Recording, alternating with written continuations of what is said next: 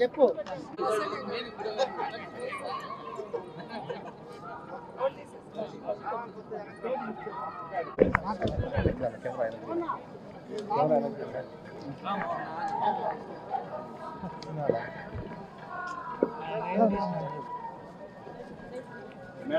జై జగన్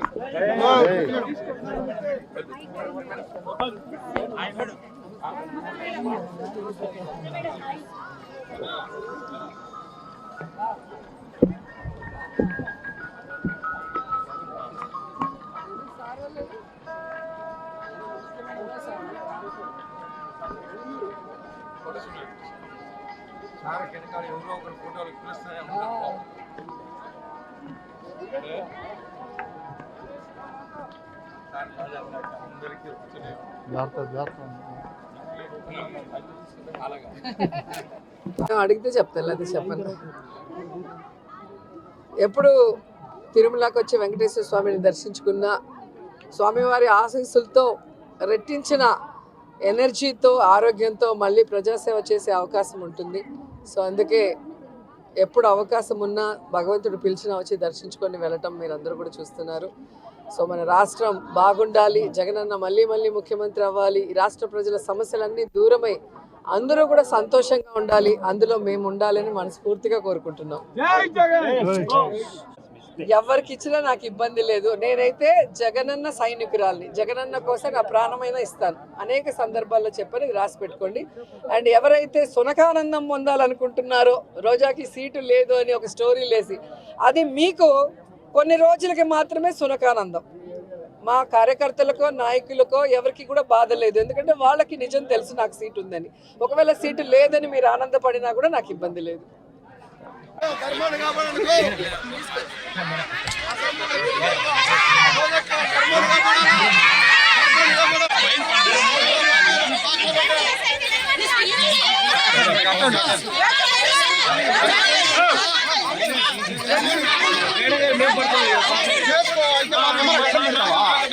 ప్రతిసారి ఒక్కసారి పెడతారు, ప్రతిసారి కెమెరా.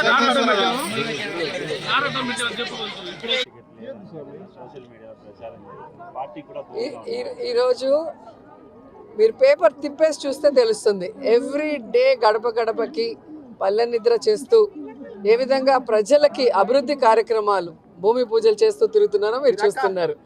అలాగే క్యాబినెట్ మీటింగ్స్ కానీ లేదా పార్టీ కార్యక్రమాలు ఏవైనా కూడా ఎప్పుడూ ఫస్ట్ వరుసలో నేనే ఉంటా.